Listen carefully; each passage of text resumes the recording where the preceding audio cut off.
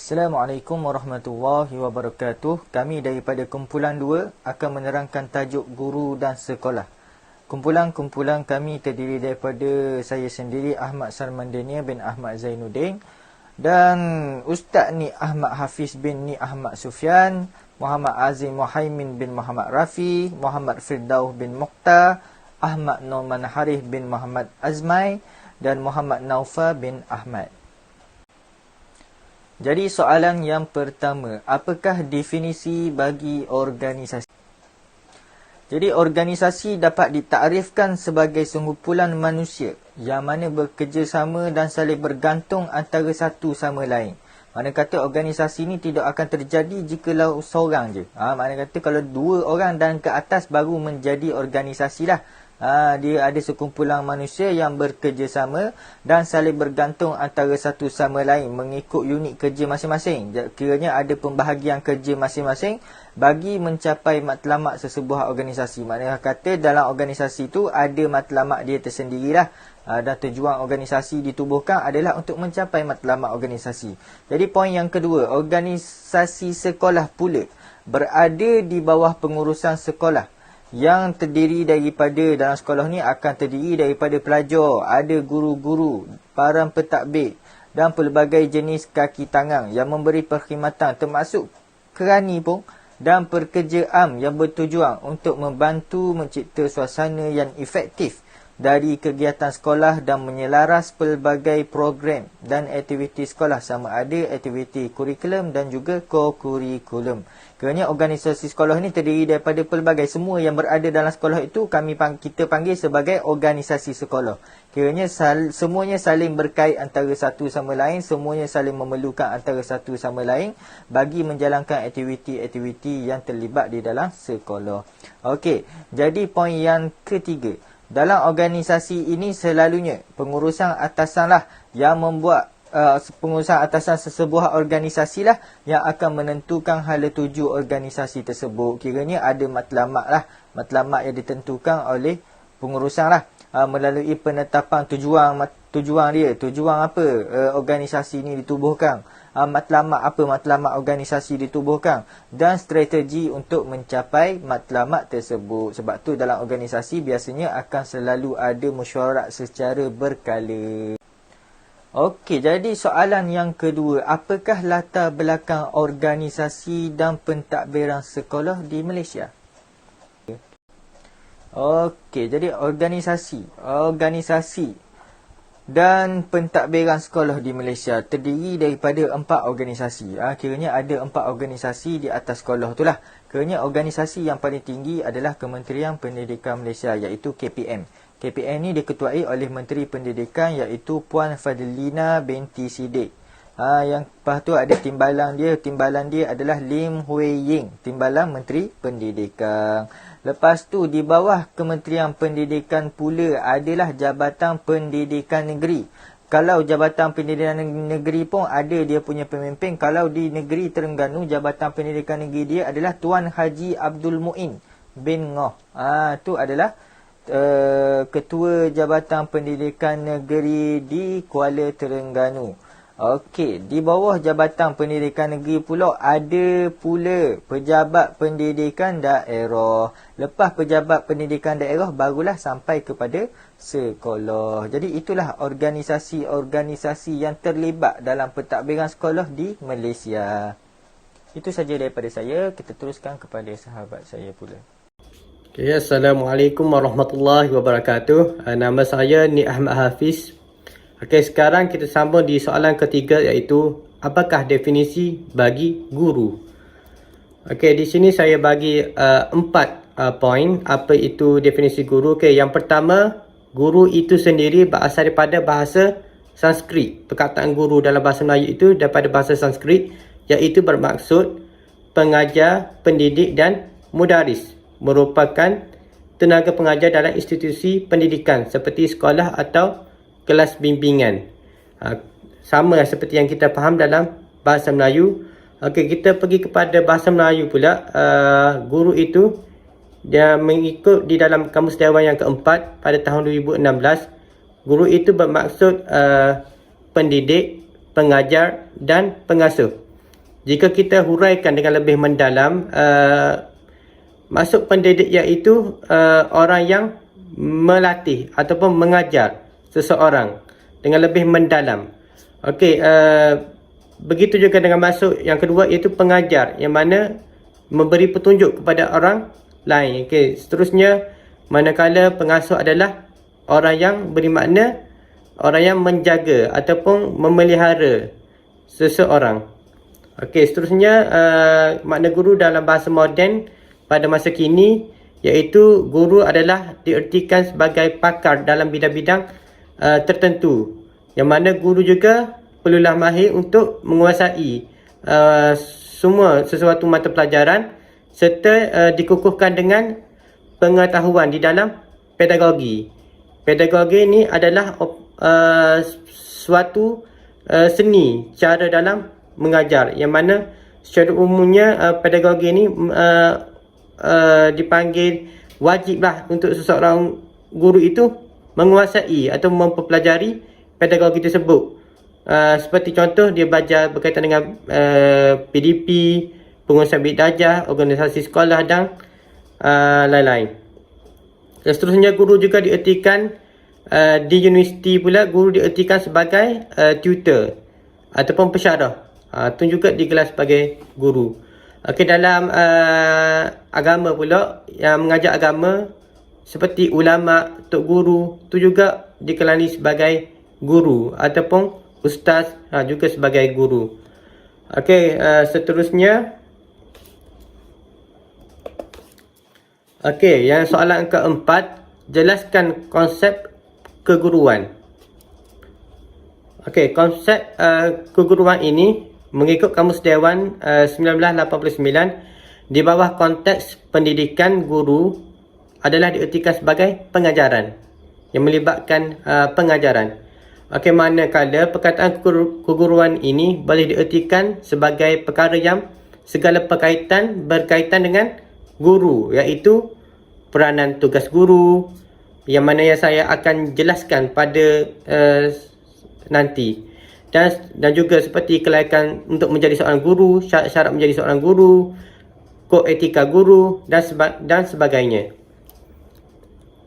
Okey, seterusnya soalan kelima, nyatakan peranan dan tugas guru. Okey, peranan dan tugas guru ni saya simpulkan kepada 4 bahagian. Okey, yang pertama, guru sebagai pendidik. Yang mana guru sebagai pendidik, guru seharusnya berdedikasi dan komitmen terhadap profesion sebagai guru dan bertanggungjawab terhadap anak-anak muridnya. Yang mana guru ni perlulah mempunyai ilmu pengetahuan, di samping perlu melatih cara untuk mengajar kepada murid-murid. Dan juga guru ni perlulah menunjukkan sikap yang jujur dan amanah dalam menyampaikan ilmu. Okey, seterusnya yang kedua, tugas sebagai seorang guru adalah guru sebagai pelajar ataupun learner, yang mana guru ni pula menyelami perasaan seorang pelajar, macam mana dia belajar. Contohnya, gurulah perlulah mesti menjaga, dituntut untuk menjaga keterampilan, dan juga dituntut untuk menuntut lebih lagi ilmu apa yang berkaitan dengan murid itu belajar sekarang. Contohnya, guru perlulah menguasai kemahiran ICT, di mana zaman sekarang banyak menggunakan ICT bersesuaian dengan pendidikan abad ke-21. Contohnya, guru perlulah belajar menggunakan seperti aplikasi di telefon bimbit, ataupun menggunakan apps untuk jawab kuis seperti Kahoot, membuat seperti permainan games untuk pelajar-pelajar agar untuk menarik, tak lain tak bukan, untuk menarik minat pelajar untuk mempelajarinya. Okey, seterusnya yang ketiga, guru sebagai penyelidik. Yang mana guru ni mestilah panggil sebagai mentor untuk mendidik murid-muridnya, dan juga guru juga digalakkan untuk menguasai segala ilmu, dan juga sebagai guru ni sebagai penyelesaian masalah, kena selidik pelajar tersebut. Mana masalah-masalah dihadapi oleh pelajar ni, hanya gurulah yang dapat membantunya. Contohnya buat strategi lain ke, mencari teknik untuk selesai masalah pelajar, sama ada di dalam kelas ataupun luar kelas. Dan juga guru juga dituntut untuk buat refleksikan diri, mana untuk perbaiki kelemahan di dalam kelas. Okey, yang seterusnya guru sebagai agen sosialisasi, yang mana guru ni untuk sebar kebudayaan dan juga adat-adat yang baik yang diterima oleh masyarakat. Contohnya guru ni menyemai nilai-nilai positif, nilai-nilai yang baik kepada pelajar untuk pelajar ini untuk amalkan dalam kehidupan seharian. Kerana masyarakat ni beranggapan gurulah sesatunya dapat mengubah hidup masyarakat dengan ilmu pengetahuan. Okey, seterusnya ni adalah contoh carta organisasi sekolah. Okey, bermula daripada guru besar ataupun pengetua di atas sekali, seterusnya turun ke bawah, guru kanan pentadbiran, guru kanan akademik, guru kanan kurikulum, guru kanan hal ehwal pelajar dan juga ketua guru agama. Okey, seterusnya tugas organisasi guru. Okey, kita pergi kepada pengetua. Okey, yang mana tugas pengetua ni sebenarnya banyak. Saya ambil ada 5 je yang penting untuk mengikut bidang pengetua. Okey, yang pertama, pengetua ni bertanggungjawab untuk dalam meningkatkan kurikulum dan juga core kurikulum, yang mana contohnya pengetua ataupun guru besar ni perlu memastikan guru-guru ni mengajar mengikut sukatan pelajaran yang terkini dan juga RPT mengikut waktu semasa. Okay, seterusnya contohnya dia menyelia ataupun mencerak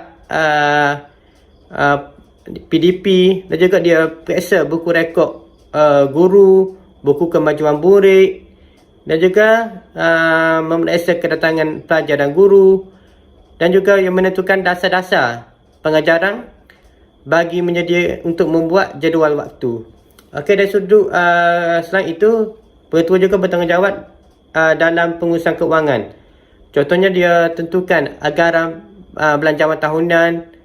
Lagi contoh lain, dia kawal dan dia semak gaji-gaji guru dan juga staf-staf sokongan. Okey, selain daripada itu, pengetua juga bertanggungjawab seperti tadi lah, tenaga pengajar dan kaki tangan. Okey, seterusnya yang keempat, pengurusan personal, mana tugas-tugas lain lah, mana untuk sepertinya dia hadiri program-program untuk sebagai dia sebagai pengetua. Okey, yang kelima adalah pengurusan organisasi dan diri. Contohnya dia rancang, dia selia aktiviti untuk staf-staf dia buat kursus ke, dan dia menggalakkan guru-guru ni untuk perkembangkan potensi diri. Okey, seterusnya adalah penolongan dan pentadbiran, PKP. Okay, tugas dia sama, dia sebagai pembantu guru besar ataupun pengetua, iaitu pertama menjalankan segala tugas tanggungjawab guru besar semasa ketiadaannya di sekolah. Okey, yang kedua, pembangunan diri pelajar dan organisasi, mana dia sama seperti pengetua, dia bantu pengetua ataupun guru besar. Yang ketiga, dia membantu pengetua dalam pengurusan kurikulum. Yang keempat, membantu pengetua dalam urusan pentadbiran harian.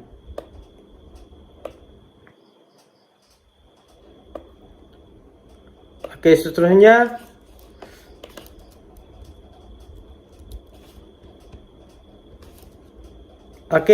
penolong kanan hal ehwal murid.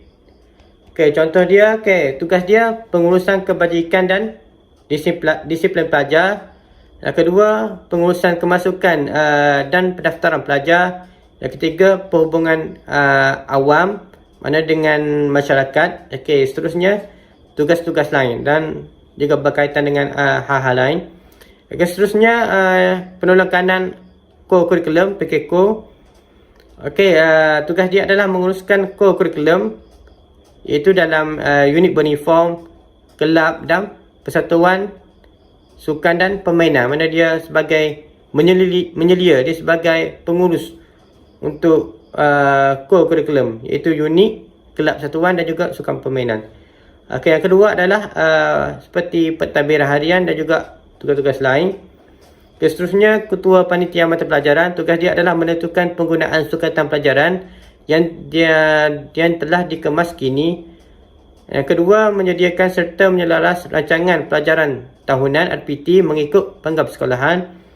Yang ketiga, menyelaras soalan ujian dan penilaian bagi setiap kelas. Dan dikumpul dan dikelaras untuk semua bagi sama untuk setiap kelas. Okay, yang terakhir, mengkaji dan menganalisis keputusan ujian dan penilaian.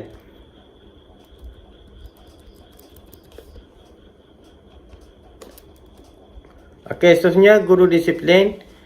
Tugas dia sebagai SU, setiausaha kepada lembaga disiplin sekolah.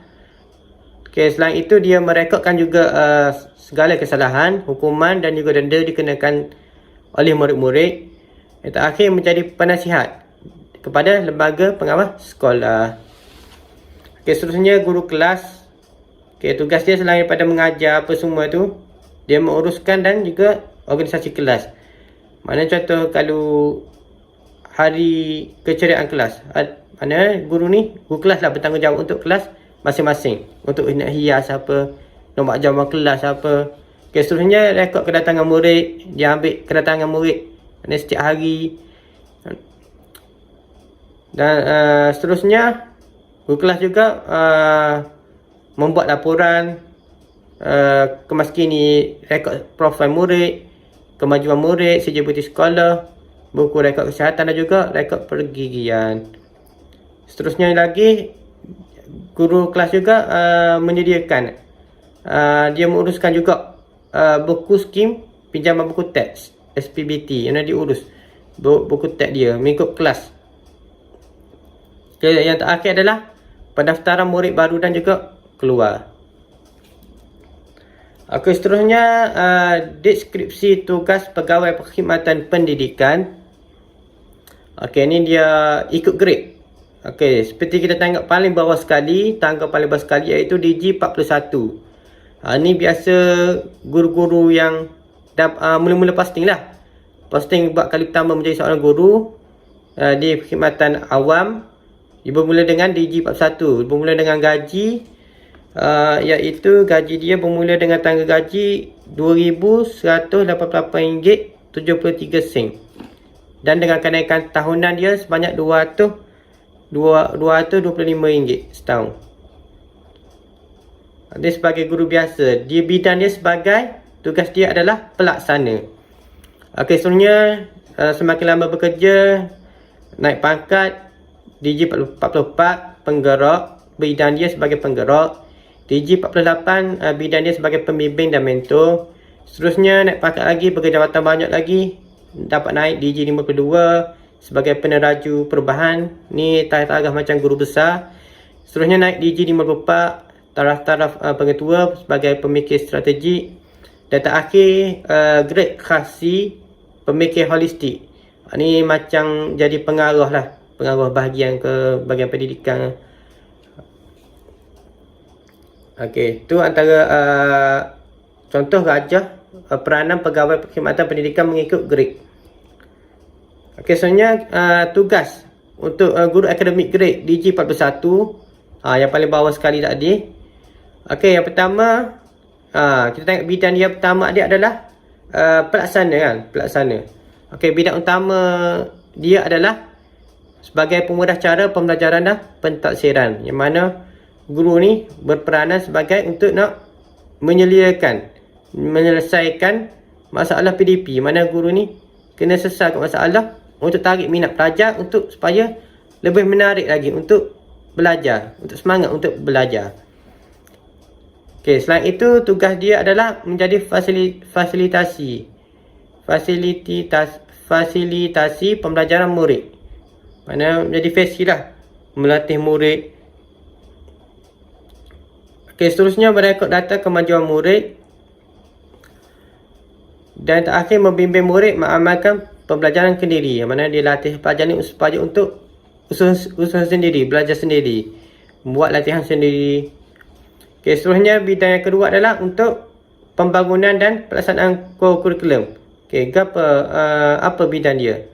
Okey, dalam bidang itu tugas dia adalah untuk membantu dan merancang dan melakukan segala aktiviti co-curriculum.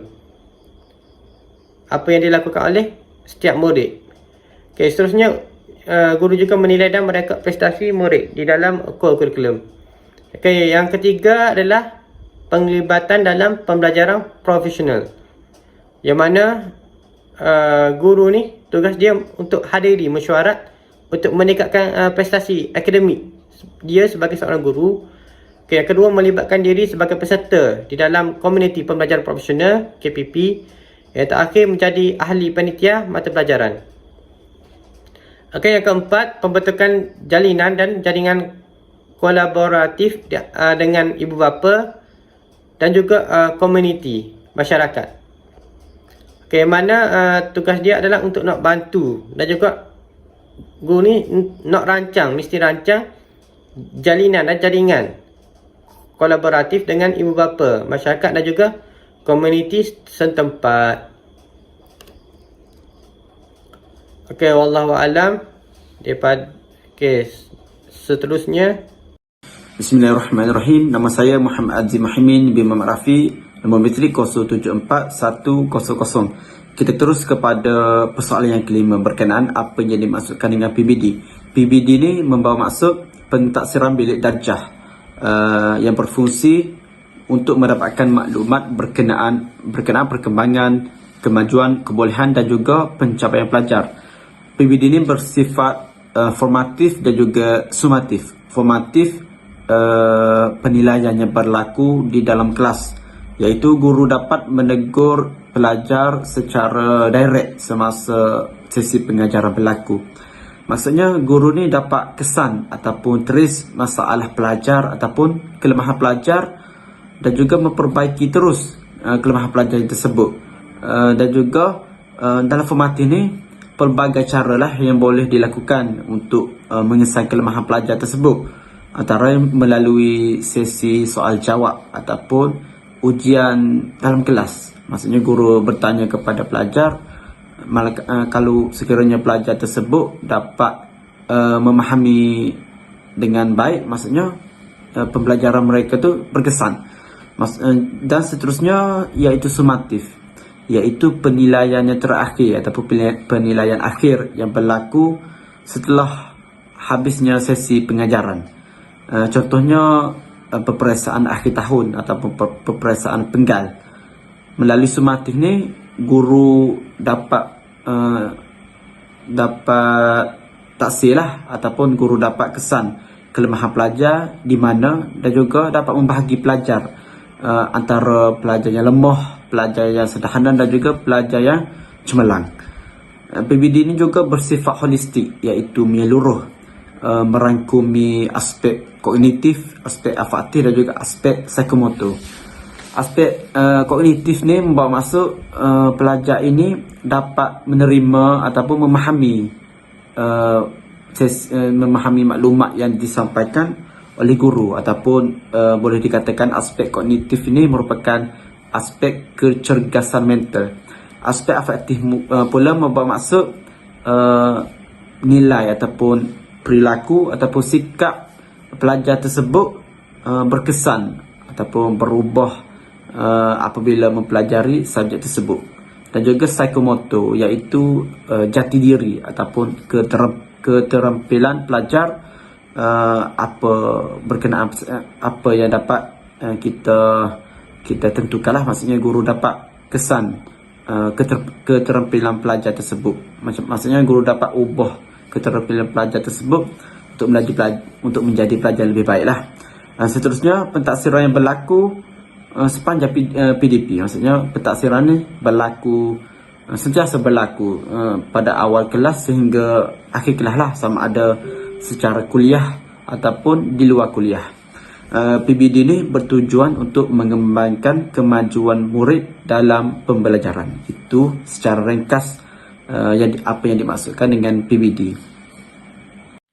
Kita terus kepada persoalan yang keenam, iaitu apa matlamat PBD, apa matlamat pentaksiran bilik darjah. Matlamat pertama berkenaan pengurusan masa. Perancangan masa yang baik amat perlu bagi guru dapat dan pelajar untuk mencapai objektif sesuatu PBD. Maksudnya guru ni perlu merancang masa.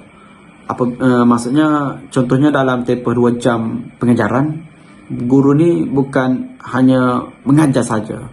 Guru perlu bahagi masa, sesi pengajaran, sesi soal jawab ataupun sesi grouping ataupun brainstorming terhadap pelajar tu. Yang kedua tu, memperuntukkan masa yang cukup bagi murid untuk memahami sesuatu subjek yang diajari. Contohnya kita bagi pelajar ni satu task untuk mereka brainstorming. Contohnya seorang guru ni bagi persoalan kepada pelajar untuk menjawab dalam grup lah. Maksudnya adakah pelajar tersebut memahami topik yang diajar tu. Itu merupakan pengurusan masa. Guru ni bukan hanya mengajar 2 jam secara penuh. Maksudnya dalam sesi pengajaran tu adanya soal jawab ataupun ujian yang diberikan untuk menguji tahap kefahaman pelajar. Matlamat yang kedua, peluang pembelajaran. Poin yang pertama, perlu diakhirkan sama rata antara pelajar. Misalnya saya, seorang guru yang Muslim dan Melayu ni, tidak boleh pilih kasih antara pelajar Cina dan juga India. Maksudnya pelajar Cina, India, Melayu, Kadazan dan sebagainya perlu diberi pengajaran ataupun kasih sayang yang sama rata. Tiadanya pilih kasih sayang. Pelibatan yang kurang memuaskan menyebabkan peluang terjejas. Maksudnya guru ni perlu menggalakkan pelajar untuk melibatkan diri dalam kelas. Ni poin yang ketiga ni, guru harus memberi galakan kepada pelajar untuk aktif di dalam kelas ataupun luar kelas. Guru ni beri galakan kepada pelajar. Maksudnya awak boleh, bolehlah kita bagi cikgu ni bagi bagi nasihat ataupun bagi kata-kata semangat terhadap pelajar ni. Dan juga saya suka untuk menegaskan bahawasanya guru-guru ni jangan pilih kasih sayang antara pelajar cembalan dan juga pelajar yang sederhana ataupun pelajar remah. Lagi-lagi dalam bangsa ni, pelajar perlu diakhirkan sama rata antara pelajar. Dalam bangsa sekalipun, bangsa Cina, bangsa India, bangsa Melayu, jangan pilih kasih sayang antara pelajar ni. Matlamat terakhir iaitu matlamat ketiga, pengurusan kendiri. Pelajar mengurus diri sendiri. Guru perlu membantu murid untuk mempunyai kebolehan mengurus diri. Melalui kawalan kendiri, murid akan belajar untuk bertanggungjawab, akan melahirkan murid yang bermotivasi, kerjasama dan berupaya membina hubungan sosial. Itu merupakan matlamat ketiga. Saya juga memetik ataupun suka untuk saya cakap apa kepentingan PBD ni kepada guru. Yang pertamanya, mengembangkan bakat murid secara menyeluruh ataupun holistik dalam pengenalan tadi PBD tu. Yang keduanya, mengenal pasti kekuatan dan kelemahan murid dalam pembelajaran. Maksudnya itulah guru ni dapat kesan kelemahan pelajar dan juga memperbaiki terus kelemahan pelajar tu. Itu kepentingan PBD kepada guru. Yang ketiga, merancang dan mengubah suai kaedah pengajaran. Guru ni, PBD ni bukan hanya guru ni dapat memperbaikilah kaedah pengajarannya. Yang keempat, mengetahui keberkesanan pengajaran. Maksudnya PBD, maksudnya guru ni dapat lihat respon pelajar tu. Adakah pelajar memahami topik yang diajar melalui soal jawab. Kalau pelajar ni tak dapat jawab, maksudnya tidak berkesan lah. Yang terakhir, mengambil tindakan susulan yang sesuai dengan serta-merta. Inilah apabila guru dapat kesan kelemahan diri sendiri ataupun kelemahan terpelajar ni, guru dapat mengambil tindakan serta-merta untuk memperbaiki. Itu kepentingan PBD kepada pengajar. Seterusnya, kepentingan PBD kepada murid. Saya hanya letak 3 ni, iaitu mengesan perkembangan diri.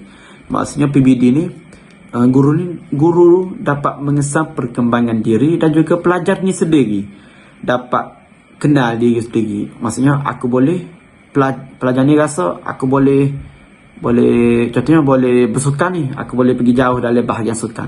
Aku boleh bercakap ni, mungkin boleh masuk dalam pekerjaan pengucapan. Maksudnya pelajar ni dapat kesan perkembangan diri dia ni melalui PBD. Yang keduanya, mengenal pasti kekuatan dan kelemahan dalam pelajaran.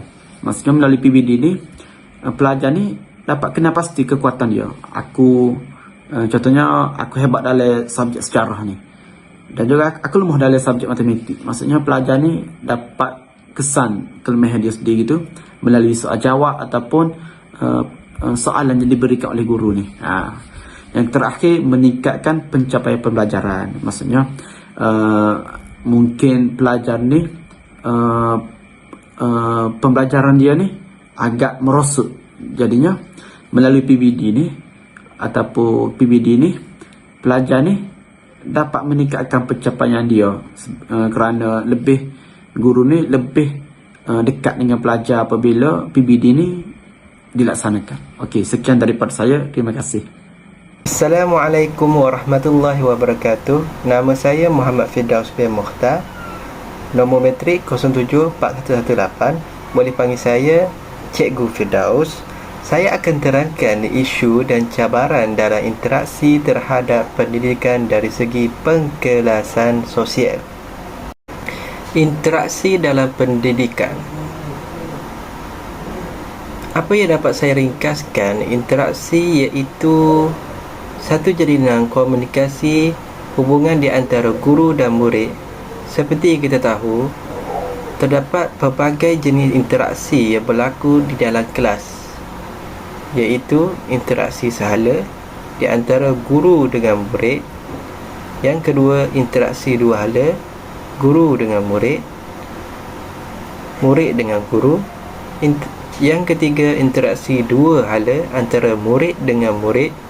Dan akhir sekali, interaksi pelbagai hala antara dengan murid, guru dan murid dengan murid. Antara isu dan cabaran yang sering kita dengar dalam dunia pendidikan iaitu isu kelas sosial, etnik dan gender. Saya akan terangkan isu dan cabaran yang berkaitan dengan kelas sosial. Kelas sosial bermaksud satu golongan masyarakat yang berbeza antara satu sama lain atas ciri-ciri tertentu seperti keturunan, taraf hidup dan sebagainya. Apa yang dapat disimpulkan kelas sosial dalam pendidikan di sekolah ialah kelakuan dan pencapaian para pelajar dalam akademiknya berkait dari segi latar belakang sosio-ekonomi sesebuah keluarga yang mempunyai kolerasi terhadap perlakuan pelajar tersebut. Seperti apa yang anda lihat di sebelah, terdapat 5 kelas sosial yang boleh dibeza-bezakan, iaitu golongan atasan, pertengahan atasan, pertengahan bawahan, pekerja dan bawah. Golongan atasan iaitu golongan orang kaya dan juga ahli korporat mendapat kekayaan hasil titik peluh mereka seperti ahli perniagaan. Yang kedua, pertengahan atasan, orang yang berpendidikan tinggi, profesional dan memegang jawatan yang baik di dalam suatu agregasi, biasanya golongan yang mengurus pentadbiran negara. Yang ketiga, kelas pertengahan bawahan, mereka yang terdiri daripada lulusan sekolah menengah, sedikit pemegang GCJ dan diploma. Yang keempat, kelas pekerja, mempunyai latar belakang pendidikan seperti PMR sehingga SPM, seperti buruh binaan, tukar paid dan sebagainya. Yang akhir sekali, golongan bawahan, terdiri daripada mereka yang mempunyai kelulusan yang amat rendah dan ada juga yang tidak pernah langsung melalui pendidikan secara formal. Antara faktor kelas sosial mempengaruhi pencapaian akademik pelajar, antaranya ekonomi, seperti kewangan, kesihatan. Kesihatan amat penting kepada tubuh badan pelajar tersebut supaya dapat menjana idea-idea yang cerdas. Ketiga, tempat tinggal. Keempat, struktur keluarga. Kelima, tahap pendidikan ibu bapa, kerana ibu bapa adalah pendidik selepas guru. Yang akhir sekali, pengaruh rakan sebaya. Sekolah dan guru juga merupakan faktor yang mempengaruhi pembentukan sasiah pelajar dan pencapaian mereka. Antara ciri sekolah yang berkesan adalah kepimpinan yang utuh. Yang kedua, harapan yang tinggi, iaitu aspirasi guru yang tinggi terhadap pelajar. Mereka percaya semua pelajar boleh lulus dan boleh belajar. Yang ketiga, menekankan kemahiran asas seperti menulis, membaca, mengira dan sebagainya. Yang keempat, persekitaran sekolah yang terkawal. Kelima, penilaian pelajar yang berterusan. Keenam, prihatin dengan wawasan. Akhir sekali, fokus pada pembelajaran, iaitu guru merancang, melaksana dan menilai adalah diberi sepenuhnya ke atas kualiti pembelajaran pelajar, dan tidak mengklasifikasikan sosial di antara golongan yang rendah dan golongan yang atas. Okay, bismillahirrahmanirrahim. Assalamualaikum warahmatullahi wabarakatuh. Nama saya Ahmad Norman Haris Muhammad Azmai, nombor metrik 074081. InsyaAllah saya akan menyambung persoalan yang seterusnya, iaitu apakah isu etnik dan cabaran dalam interaksi. Okey, sebelum kita pergi kepada isu dan juga cabaran berkaitan dengan etnik, mari sama-sama kita memahami dahulu apakah yang dimaksudkan dengan etnik. Jadi etnik dari segi bahasa ialah kumpulan manusia ataupun bangsa. Dari segi istilah pula, etnik ni ialah sesuatu kaum atau masyarakat majmuk yang mempunyai kelompok yang hidup berlainan tetapi di bawah sistem politik yang sama. Jadi apa yang difahami di sini, etnik ni ialah satu kelompok manusia yang dia mengamalkan budaya yang sama. Dari segi adat dia, pemakaian dia, bahasa dia, tetapi di bawah sistem politik yang sama. Jadi ini antara contoh-contoh lah etnik yang terdapat di Malaysia. Okey, seperti kaum Melayu, Cina, India, orang asli, Kadazan Dusun, Bajau, Iban, Bidayuh dan sebagainya. Jadi seterusnya kita pergi kepada cabaran dalam interaksi. Okey, sebelum tu, bagaimana cara kita nak mendapatkan kesatuan ataupun perpaduan di antara kaum? Adalah dengan cara interaksi sosial. Jadi di sekolah, terdapat pelbagai cabaran lah yang dihadapi oleh guru lah terutamanya dalam mewujudkan perpaduan di antara kaum. Okey, yang pertama, di sekolah pelajar mempunyai perbezaan dari segi cara mereka berkomunikasi, perbezaan dari segi bahasa, nilai-nilai sosial, adat mereka, intelektual pemikiran mereka, cara berinteraksi, gerak badan, pandangan mereka yang dipengaruhi oleh budaya masyarakat asal mereka. Seterusnya, pelajar ini mempunyai stereotip yang tertentu terhadap etnik yang lain, yang selalunya kita dapat lihat bila mana perbezaan dari segi kaum ni selalunya negatif lah, dan lebih positif kepada guru yang sama etnik dengan mereka. Disebabkan apa? Disebabkan persamaan mereka dari segi bahasa mereka, mungkin persamaan dari segi budaya mereka, adat mereka, yang menyebabkan lebih mudah mereka pandangan mereka itu lebih positif terhadap etnik yang sama di antara satu sama lain. Okey, seterusnya kita pergi kepada isu etnik dalam pendidikan. Yang pertama sekali ialah kekeliruan konsep sekolah wawasan. Jadi, mari sama-sama kita baca. Konsep sekolah wawasan adalah untuk menempatkan 2 atau 3 buah sekolah yang berlainan aliran dalam satu kawasan yang sama, di mana mereka ni akan berkongsi beberapa kemudahan fizikal di sekolah tersebut. Jadi tujuan diwujudkan sekolah wawasan ini adalah untuk memupuk integrasi di kalangan pelajar yang berlainan bangsa dan agama bagi melahirkan perpaduan di peringkat akar umbi.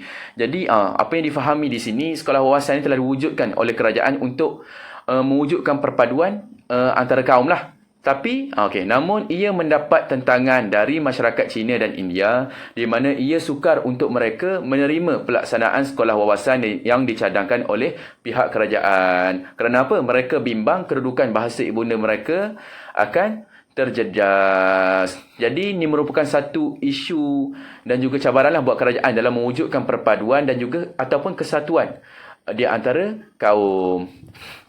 Jadi seterusnya kita pergi kepada isu yang kedua, iaitu Dongzong melakukan monopoli etnik di sekolah-sekolah Cina. Dongzong ni seperti mana yang kita tahu sendirilah, ialah lembaga persekutuan sekolah-sekolah Cina telah melakukan monopoli etnik, memberikan nak kata pemberian etnik bukan, memberikan kelebihan kepada bangsa Cina lah di sekolah-sekolah Cina. Okey, isu ni telah lama berlaku iaitu pada 2012. Okey, mari sama-sama kita baca. Jadi Dong Zong ni telah menetapkan tarikh iaitu 16 April 2012 di mana semua guru tidak fasih berbahasa Mandarin atau lebih tepat lagi guru bukan Cina dikeluarkan dari sekolah-sekolah jenis kebangsaan Cina. Jadi kemungkinan besar mereka sudah pun mempunyai perancangan tersendiri untuk mengatasi masalah tersebut iaitu dengan mendesak kerajaan mengimport lebih ramai guru dari tanah besar Cina untuk menjadi tenaga pengajar mereka. Jadi tujuannya adalah untuk memperkukuhkan lagi identiti bangsa dan juga ikatan kesetiaan terhadap negara nenek moyang mereka. Jadi ini isu yang cukup membimbangkanlah dalam kita mewujudkan perpaduan ataupun. Okay, Assalamualaikum warahmatullahi wabarakatuh. Nama saya Muhammad Naufal bin Ahmad, 074108. Okay, kita pergi kepada soalan 10. Apakah isu dan cabaran dalam interaksi gender? Okay, definisi gender. Gender ni daripada bahasa Latin lah, iaitu perkataan genus yang bermaksud jenis. Menurut Webster di World Dictionary, gender ni ialah menggambarkan perbezaan lelaki dan perempuan dari segi nilai dan tingkah laku. Okay, secara umumnya kita tahulah gender ni bermaksud jantina antara lelaki dan perempuan. Okey, kita terus kepada isu dan cabaran lah dalam interaksi gender ni. Okay, antara isu-isu dan cabaran dalam interaksi gender. Yang pertama, isu unsur bias atau pilih kasih kepada jantina. Hasil kajian daripada Dr. Zaliza Muhammad Jelas, beliau menjelaskan atau menunjukkan guru lelaki lebih mempunyai persepsi positif terhadap pelajar lelaki dan perempuan berbanding guru perempuan. Okey, guru perempuan kurang beri perhatian kepada pelajar lelaki kerana dianggap bermasalah dalam kelas berbanding pelajar perempuan yang lebih memberi perhatian di dalam kelas dan mudah dikawal. Okey, kat sini kita nampaklah ada sedikit pilih kasih, iaitu contohnya guru lelaki lebih mempunyai guru lelaki ni kebanyakan tiada masalah lah dan memberi persepsi positif terhadap kedua-dua pelajar, iaitu pelajar lelaki dan perempuan lah, tapi tidak kepada guru perempuan. Okay, guru perempuan ni kebanyakannya macam kurang sikit beri perhatian kepada pelajar lelaki kerana dianggap pelajar lelaki ni kebanyakannya pelajar yang bermasalah lah kan. Bila seseorang pelajar tu bermasalah, guru perempuan ni kurang memberi perhatian lebih. Dia banyak lebih beri perhatian kepada pelajar perempuan kerana pelajar perempuan ni lebih banyak fokus beri perhatian kepada pengajaran guru tersebut. Kat sini kita nampaklah ada sedikit unsur-unsur pilih kasih kat situ. Okey, yang kedua, isu interaksi pelajar terhadap guru lelaki dan guru perempuan. Yang tadi isu interaksi guru lelaki dan perempuan terhadap pelajar.